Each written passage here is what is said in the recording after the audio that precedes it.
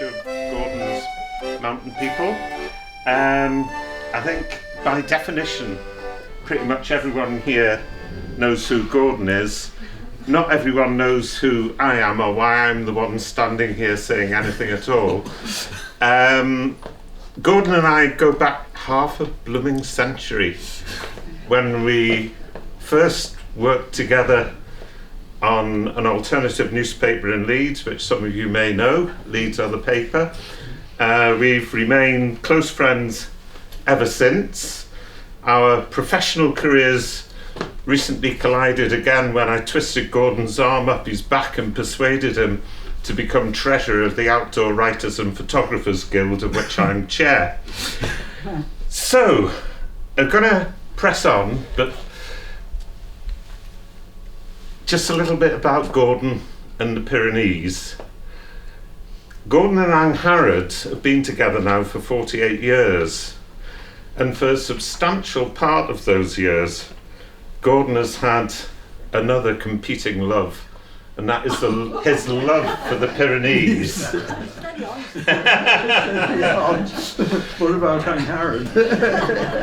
Well, as you can still love Angharad, but I'm saying that there are two places in your heart. One is for Angharad and the other is undoubtedly for the Pyrenees, because Gordon and Angharad love the Pyrenees with a passion, to the extent that I think it's correct to say that you've done 2 complete traverses of the mountains and quite a few other bits more than twice in between.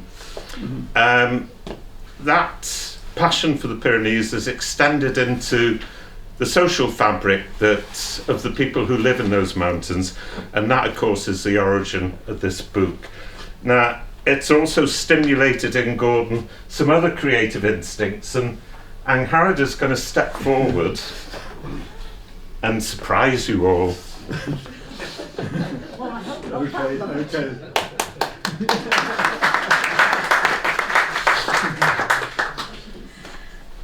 So I've been asked to read a poem, the poem What Gordon wrote.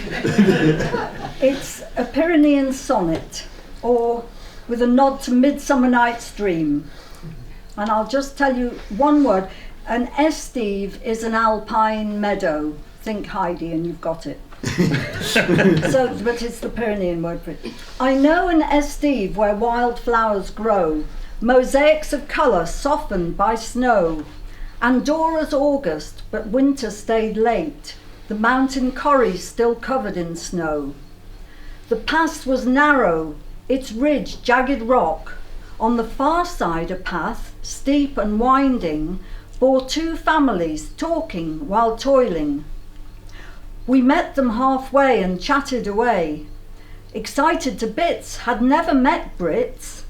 Then fathers and sons set off on the ridge, an airy scramble to excite them more. The mothers descended, our chat intense, language presenting no impediment, of everyday lives here and there, until they found a place near a glacial lake, a good spot for a barbecue, they said. We hugged, we exchanged emails, we then kissed, promised photos of home and family. The flame of human friendship flared briefly. Our meeting was fleeting, never again, but ever lingers the intensity of Andorra and the warmth of the flame, where estives flower forever untamed. Thank you.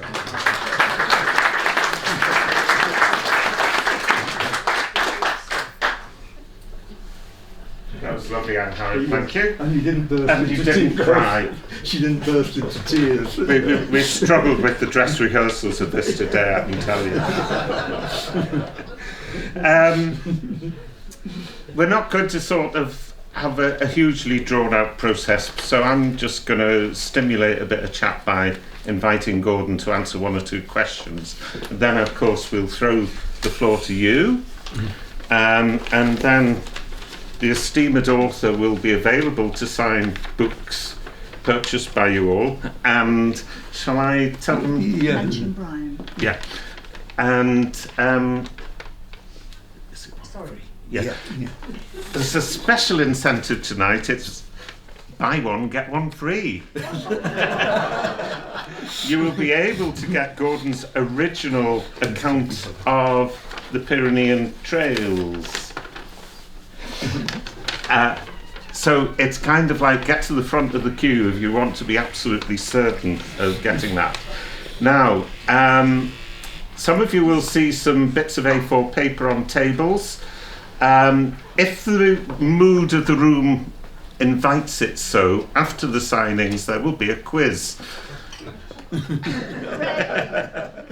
With 10 easy questions, so you can go into teams of about 6, and the winning team, Yeah. yes, the winning team will get a glass of Prosecco each On my tab. on Gordon's tab. So treasure that moment. And finally, if I can just introduce Brian, who's the man with the camera in his hand. Brian's going to be doing a little bit of video work and a few stills. If any of you are on the run from Durham Jail or Parkhurst or anywhere else and would rather not be filmed, then either just discreetly leave the room or ask Brian not to film you. Okay, so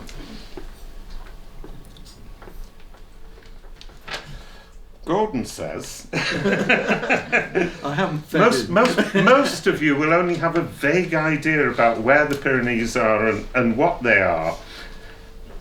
Gordon, tell everyone. what the Pyrenees are.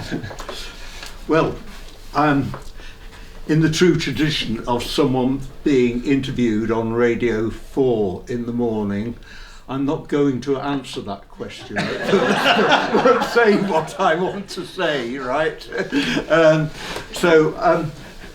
First of all, I'd really like to thank Gillian and her husband at the Cot for buying this idea, because when I came in here about 3 weeks ago, I polled up on a Thursday evening, which is one of the few times when it's open, and announced myself and told them that I had decided this was the perfect place to hold a launch party for a book. I think Gillian only looks slightly bemused, but she's been incredibly helpful to us in organising all this. So thanks.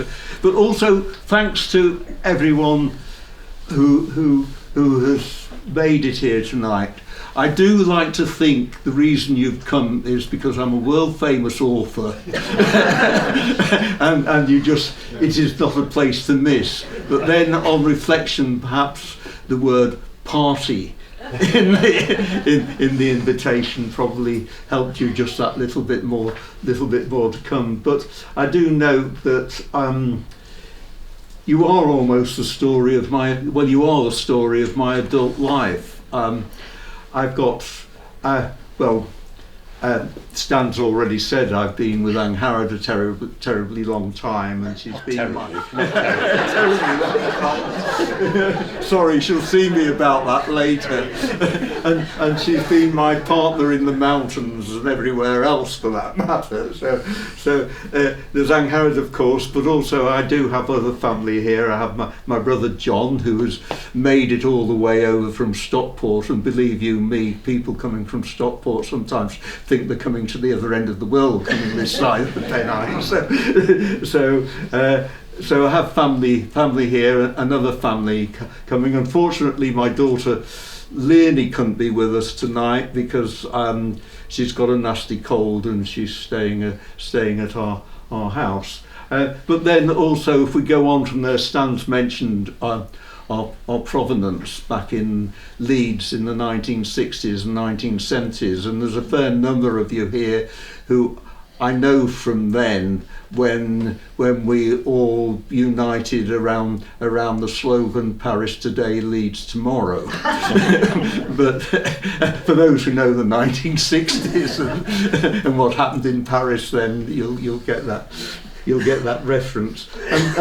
But then if we move on to more recent times, it's great that some people have come from both my my language classes at the Modern Language School, my French class, bonsoir everyone, and my and currently my Spanish class, okay, Buenos tardes, ¿qué tal, and so on, who are here. So it's great to have people from that walk of life. And then there are other people, like there's people from Marsden Jazz Festival where I volunteered from time to time with Angharad and so on. So there is a whole set of people here from both a long time ago and more recently. So thank you very much for coming. So what was your question, Sam? Fantastic. Well, something about the Pyrenees. What are the Pyrenees? Yeah. What are the Pyrenees? I think we'll just say that the Pyrenees, in a nutshell, obviously is a mountain range that divides France from Spain, but it's more than just a dividing line, I think, Gordon, and this is what comes across very much in your book, because the mountains are as much about the people who live there as they are about the physical geology. And I just wondered what inspired you to dig a little deeper to find out more about them. Right, okay, well I will attempt to answer that. Yes, like if you look at a sort of general map of France and Spain, the Pyrenees just appear physically as a kind of sausage dividing the two countries, or no, it tapers up very much at one end, so it's possibly a bit more like a haggis that it appears on the map, right? But moving on from the Pyrenees being a mountain chain, like they are 300 miles across as far as the vulture flies, as they say down there, but to trek across them is 500 plus miles, and there are 3 recognised routes of varying difficulty. Some they are generally trekking routes, but they do require significant bits of scrambling here and there to get across, and it is a fascinating walk because you start off on the Atlantic and you end up on the Mediterranean. In between you get the Basque Country, and then you get into the Central Pyrenees, and then onto the Eastern Pyrenees, and every bit is quite different. You know, there are all these different things, and also a lot of different languages are actually spoken there, which I can come on to. But one of the big things I think that we realised was this notion that it is also a political border formed by this high mountain chain, and people have moved across it, you know, since ancient times from one side to the other and so on, and they still do. With herding sheep as part of the transhumance cycle and all that, but also they've had a troubled history, particularly a troubled recent history, in terms of last century there were refugee flows after the Spanish Civil War over into France over the passes, and then in 1942 there was quite an exodus of people fleeing the Nazis in France over into Spain, and suddenly you realise from the information boards that this is, well, it's quite touching really. It's quite touching that lots of people helped these refugees, you know. It's not like today they were there to be helped, you know, over there, and some of the information boards are very touching about paying homage to those who gave them help and all that kind of thing. And there's I'll just say one story that's always touched me, which has become quite well known now. This concerns 1942, and a Jewish family was being led over from France over the Pyrenees into Spain. Now, some people find this hard to believe, but Spain under Franco then was actually neutral during the Second World War. The story is that Hitler met him in the border town of Hendaya soon after the outbreak, trying to persuade him to join with Germany, but Franco insisted on going for a siesta in the afternoon, at which Hitler took the hump and left without any deal. So it was quite an interesting story, which I think is largely true as well. So, but anyway, so you have got this flow of people going from one side, and the story I'm going to tell was that this Jewish family were being led over by a French shepherd on the French side, and this was in Vichy, France, the kind of puppet state that the Nazis set up, and he took his teenage daughter with him to help to see them over, and the party consisted of a grandmother and also a 3-month baby going up over this high mountain pass, and the shepherd's daughter ended up carrying the baby to the top, and then they left them at the border because it's quite an easy descent into Spain from this point, and never knew what happened until I think it was 2004 when someone did some search and found that this baby, now in his 70s or 60s or something like that, had made his way across to Canada, was a successful businessman, and they brought him back and they were all reunited, you know, and they were, I think they were eventually given the Légion d'honneur, which is the highest French accolade, after that, when they were reunited at this point. So, you know, some quite touching stories about the whole thing. So that got me interested in people. And then I also came across the concept of Pyreneeism, right? Which and it's something I mentioned in my previous book, which tried to distinguish the Pyrenees in Victorian times in the 19th century from the Alps, and what this is a quote from a French writer. I've got it in English here, on Pyrenees in the 19th century. If the term mountaineering has become synonymous with sporting achievement, Pyreneeism, which appeared at the end of the 19th century, stood out by considering the physical experience of the mountains as inseparable from aesthetic and cultural emotion.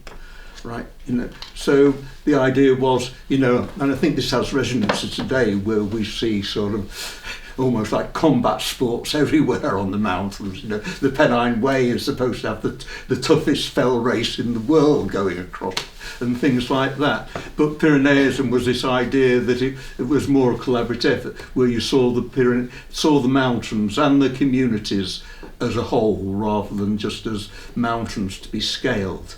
And so this inexorably, and also to do with my age, when I could no longer climb them myself and I could no longer be a headbanger myself, led me to a deeper interest into the people who lived on either side of that border, and that's what drove me to get on to writing this book about the people who make a living there now, rather than in history. And that was Anghar's idea when I said I wanted to write another book. You should write about the present, she said.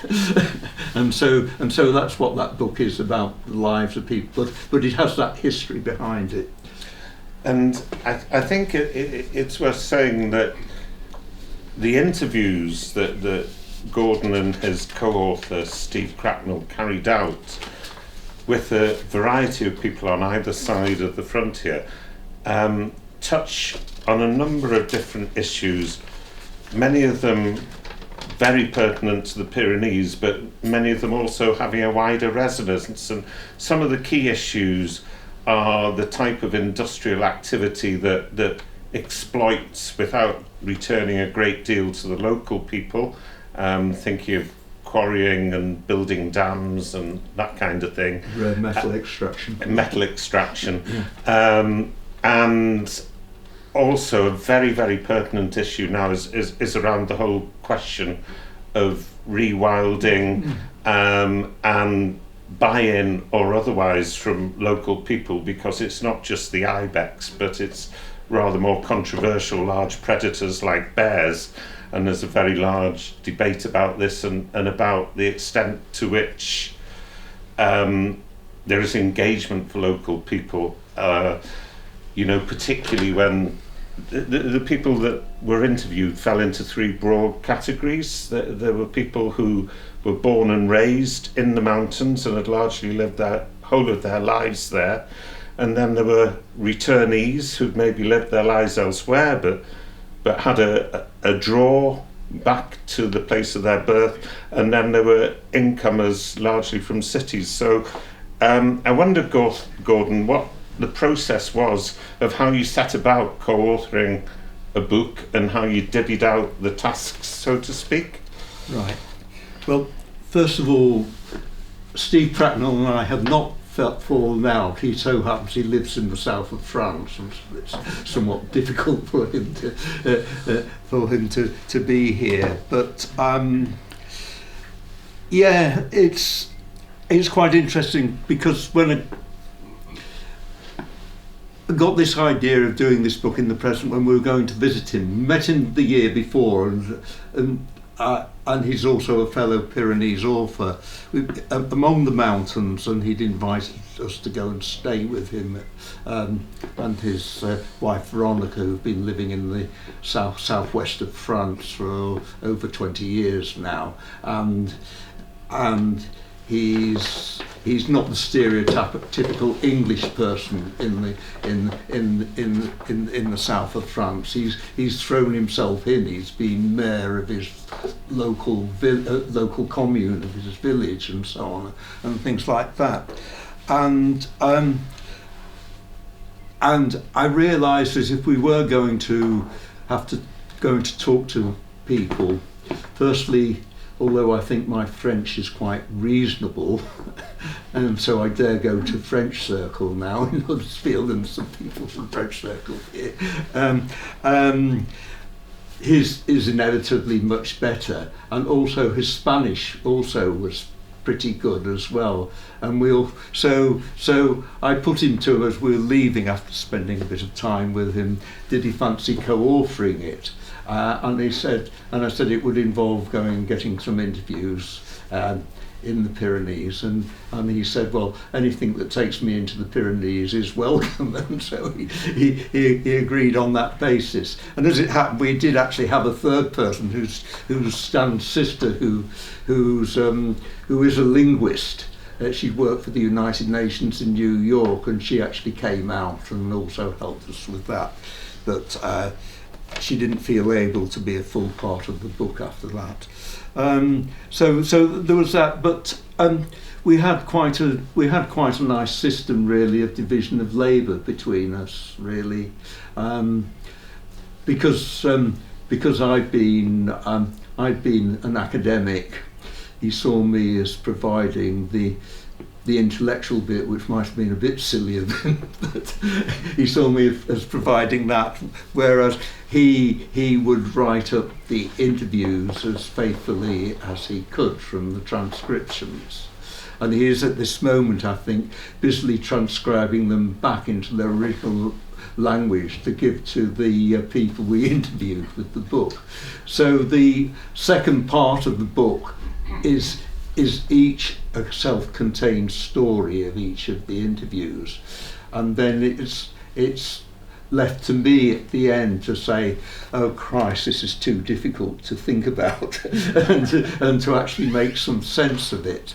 And I came up with this idea, drawing on, I don't know if anyone remembers the works of John Berger and Big Earth and things like that, the idea of them being caught between fate, between inevitability about things happening to them, yet actually having a hope in spite of that kind of fate, you know, where they actually strive to make not huge, comfortable livings, but not huge livings out of living in the mountains with all the constraints that are on them. You know, there's 70 odd miles from the nearest hospital, you know, the 10 miles from the nearest doctor, and so on. And one of the interviewees, he had to walk 10 miles each day from a mountain village to the nearest school. Well, sorry, 5 miles there and 5 miles back, you know, so it worked quite well. So we just did this very neat division of labour between us, and I think that worked quite well. We actually critiqued it over the way. And the other thing I would say about this is that even as an academic, I loved writing with other people, because you bounce ideas off each other, and you don't learn from being the same, you learn from being different in these circumstances. You know, like we always learn from difference, so I think that was all very important, yeah. I'm going to sort of go off piste here a little bit, Gordon, because I think we're going to invite questions from the floor. Yeah. And in the event that the last 1 or 2 questions on this sheet don't come up, we may come back to them if people still have the energy for that. So would anyone like to throw a question at Gordon? Yeah. Yes. You were mentioning about rewilding, and one creature you didn't mention was wolves. Are wolves, are they established there, or have they been reintroduced, or what's the situation with it? Because there is a controversy, I think, isn't there, about... Did people at this end of the room get that? Okay. Yeah, okay. Yeah. On wolves, there are wolves there. They are in pockets, right? There aren't many. But the main debate is about the reintroduction of bears, because bears had almost been hunted to extinction, and in fact I think there was no gene pool left. There was a female bear shot in 1996 and there were no female bears left, right? So they've been reintroducing them from Slovenia, and this caused an uproar. They were introduced on the French side initially, and this caused an uproar. And I have to say the process was awful. You know, the French farmers on the Pyrenees mountains saw, you know, they immediately saw it as an imposition from Paris, right? You know, and that's quite common down there. You know, that they see lots of things. Well, you know, they call it the Jacobean state, you know, that everything is being imposed on them. And so they rebelled, right, you know, and so they started shooting the bears anyway, and they would take down any sort of monitors that were looking after them, and all that. The Spanish side, they kind of learned a bit from that and had more of a process of participation, you know. But now there is a huge programme of actually helping protect sheep, because some of the literature that came out initially about the reintroduction bears, official literature, was just wrong. They said they were herbivores, right? Well, it's not true, they're carnivores, right? If there isn't a sheep to be had, they will eat berries, yes, right? But if there is a sheep to be had, they will have it, right? Okay then. And there've been 1 or 2 high-profile attacks on sheep as well, like one actually where the sheep stampeded and all went over a cliff and 200 went. And of course, bears don't respect any borders, so they would go over into Spain as well anyway. These are the origins of the debate, and I think if the process had been handled a bit better, then there wouldn't have been such opposition as there still is today. But having said that, the bear population is growing slowly. There's about 60 there now, I think. Yeah. And just to give us a better feel for what the implications of that are, we're talking about 60 animals in one pocket, or spread over 500 miles of mountains. Basically they're in 2 pockets, right? One to the west, more towards the Basque Country, and another in around the Ariège. For those who know France, the Ariège department is on. Well, it's obviously on the French side of the Pyrenees, but it's also economically the poorest department in France, and the people there are. A lot of the people there, they are furiously independent. You know, they will, like one of them said, you know, in our Pyrenees they're not going to tell us what to do. You know, there's that there's that sort of thing, and I think that process was awful. But there is a lot of protection now for like they helicopter in now special huts for the shepherds in summer to stay with the sheep, whereas before they were in rudimentary stone shelters that have been going on for years, with some conveniences around. They provide guard dogs, which are more or less efficient at guarding the sheep, and then they have pens where they could be rounded up from the estives in the night, but always one or two don't come back, and they are always the prey for the bears, right? But you get on one of the quotations on the back of the book is of a shepherd on the Spanish side, who was actually Moroccan. Now, this is another interesting thing about it is that people who grow up young in the Pyrenees, and you know they get their equivalent to our A levels, often with some difficulty. They want to go off and see the world, as they put it. We have that. They want to go off and see the world, usually meaning Barcelona on the Paris side. but they go, and some come back. So there's a dwindling number of people prepared to look after the sheep, right? And this guy's from Morocco, and he had looked after sheep in the Atlas Mountains for the first 17 years of his life.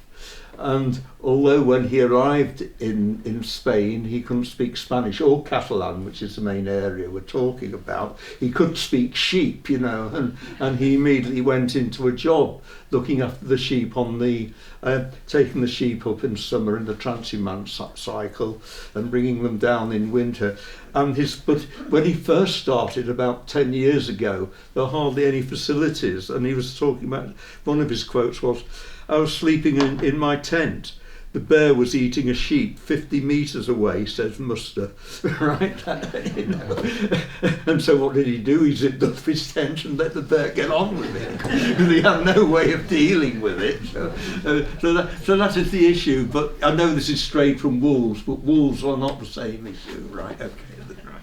Anyone else? I'm conscious that we're a bit sort of polarised by the geography of the room, so let's take a question from this side, Linda.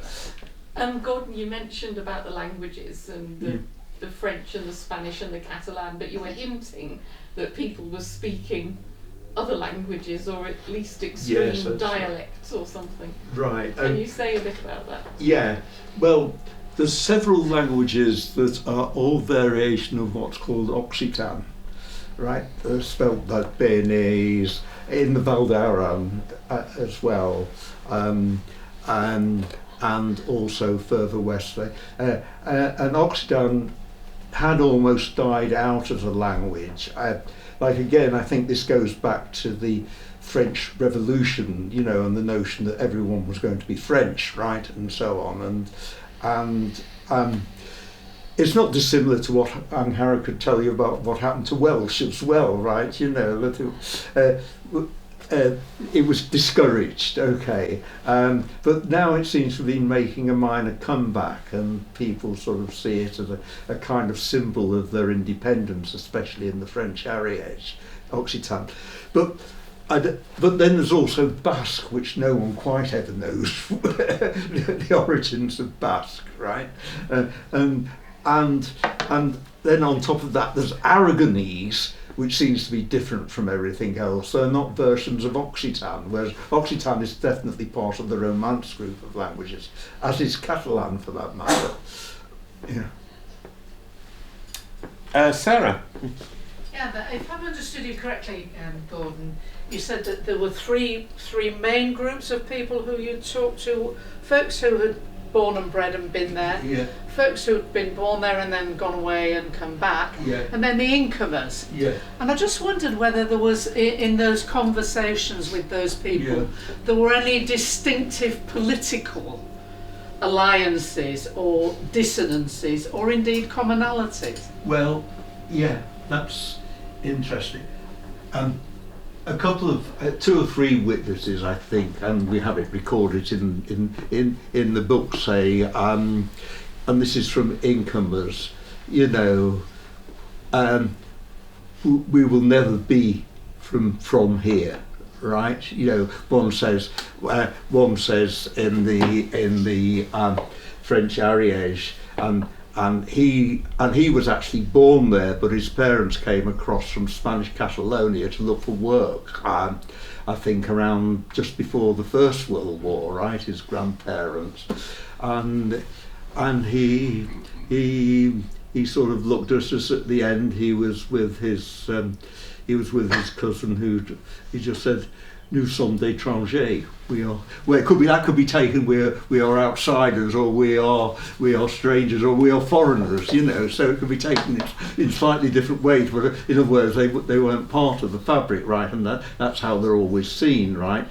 And sometimes that builds up a bit more on the French side rather than on the Spanish side. That sort of thing, because incomers come in, and I dare say it's just a bit like here. You know, they come in and they start, and they're quite dynamic, quite a lot of them. They start doing things, right? And there's a certain amount of resentment from those who are born and bred there.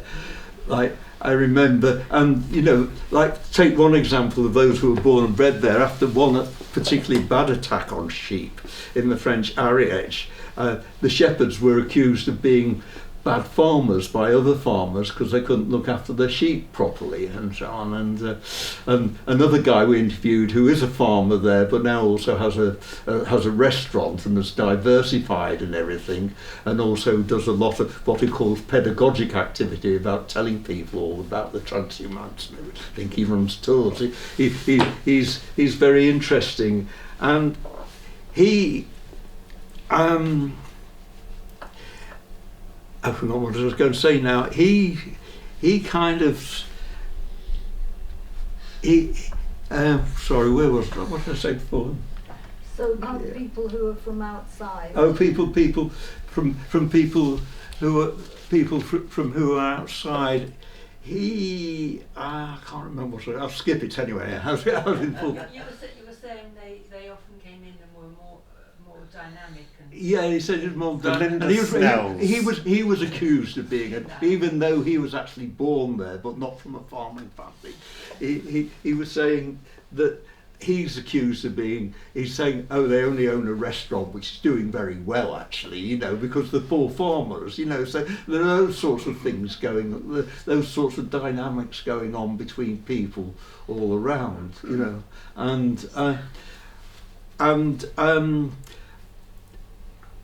and also sometimes people who've been away and come back, they will make a point of saying, well, I was born here, you weren't, right, and so on. But these aren't major things in general terms. There's only one instance where it started to blow up, and that's in the possible reopening of a tungsten mine at the head of a valley in the French Ariège. Where there's what's happened is the mine closed in the early 1970s. Everyone deserted the village, the workers and everything who had gone there. And then when but then suddenly the other side of the world, China, decided to double the price of tungsten about 10 years ago. So the possibility is it becomes profitable again, right? So a lot of people come in there, and as they say, they haven't moved there because they don't want to move to somewhere next to a mine. Okay, you know, they thought it was dead and gone forever, and they're forming a stopped mine. Salo is the name of the village. So they've got that stock mine so low, right? But they're mostly incomers. And it is the people who are born and bred there say, oh, it's going to bring prosperity back to the area and so on. And these echo debates that happen in this country as well, all the time. So it's kind of roundabout way of answering what you're asking, Sarah. You're looking puzzled. It was whether there was really whether there was any commonality, commonality across those groups or dissonances between them in their political attitudes. Not in an overt political way, no. No, and there is a lot of commonality in the, like I've stated those negative things about what we've had, but there's so much positive about respecting each other and working together, and you're actually working to make the valley work and things like that going on, right? So there is all that as well. So it's probably a mistake of mine to be published in there, to be push myself into a kind of negative view of what's happening in terms of difference, right? So, yeah. So there is a lot of commonality there. I think maybe if we can take a couple of quick questions and in the corner, and then we'll break for book signing. You mentioned that it was 500 miles across the mountains, but you didn't mention how long it took you. I think the average length of time, including some days when you have to go and find food from somewhere, is about 55 days. The guidebooks say 41 days, but that's assuming that you walk 12 hours a day every day, right? And Howard and I were never like that. We wanted to enjoy our trek, so yeah. We went across in 2 lots of a fortnight and another 3 weeks. Yeah. Wasn't it when we did it? We did it all. We did it once. 2 lots of 3 weeks and 1 fortnight. Okay. Yeah. We did it all one time, all random bits, and then we did it another time where we started one side and we went right across to the other, but not all in one go. So 3 weeks, 3 weeks a fortnight, something like that. Yeah. Time for one more. Yeah. Just very quickly, Gordon. One over there. Oh, sorry. Jenny. Oh, yeah. Sorry, Jenny. One of the things was, is there much government subsidy for farming on the, with marginal farming on either the Spanish or the French there side? is, but it depends on how much land you get. Yeah. Most subsidies, there'll be a large proportion of them will be EU generated in terms of the Common Agricultural Policy and all that. They are, but if you're actually on a very small holding, then you're below the radar. Right. Okay then. And we have an interview with one person who is below the radar and is trying to make things work. Right. Okay. Yeah, I just wanted to ask Gordon. The Pyrenees, as you point out, are 1,000 miles away from here. They are a range of high mountains, and yet I think that in your own mindset you're drawing parallels with upland areas in this country, and I just wondered if you wanted to say, what the Pyrenees may have taught you about your own close by landscapes, and conversely what life around here tells you in comparison with life in the Pyrenees. Right. Well, I could spend an hour on this, but I'll try not to. Look, if we take around here in the Pyrenees, physically they are as different as chalk and cheese, right? Okay then. However, there is something about both that I've often noticed, and that is that in both places you get this sense of a vast expanse on occasion. You can go up onto Western Nab above Wessendon, look across here, and you see this vast expanse of Marston Moor, Okay, and it's wrong to call it empty, but because there's lots going on in it. But you know, you can often feel if you're up there at a certain time of day as if you're the only people in the world up there. You know, you just see it rolling, and that's the same as in the Pyrenees. Angharad and I remember one time some years ago. We were about 6 o'clock at night. We've been over one really tough col involving a big amount of scrambling. We had 2 more to go before reaching an unstaffed refuge for the night and so on. The sun was lowering, and we just kind of gazed all of a sudden, and we just looked down, and there was sort of Sierra after Sierra sort of just vanishing into a kind of blue distance, and a bit of a glow coming on. And again, we felt we were the only people in the world, you know. So it is that thing about vast expanse in the two. But also in terms of like the end of this book is actually more about hope than fate, and it's also about, for the vast majority of people, it's about common decency. They have a common decency, and I've always felt, you know, that kind of story is very rarely told, which is one reason to. But I think that kind of common decency is what since I moved to Huddersfield just over 20 years ago, that is what I also find around here as well. And I think that's very important to me. You know, people do look out for each other still.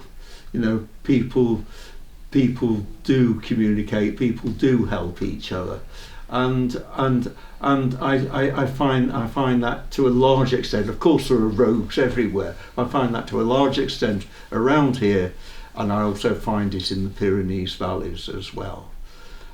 You know, like although there are differences between us, we speak different languages. Coming back to your question, there is a common human commonality there. Okay, and that leads me on to what my next book is going to be, which is going to be called Between Moor and Mountain, which is actually going to be about the discovery of the meaning of life, nothing that's not ambitious, by doing a comparison of the Pennine Moors and the Pyrenees. Right, okay, but watch this space for that one. Okay. In the meantime, we'll have a pause here so that anyone whose appetite for finding out more has been stimulated, this table, if it's all made you incredibly thirsty, that bar. But you can do both. Yes, you can do both. And let's see how things are going in about half an hour or so. And if there's an appetite for it, we'll do the quiz. But if not, we won't. You asked me to do it.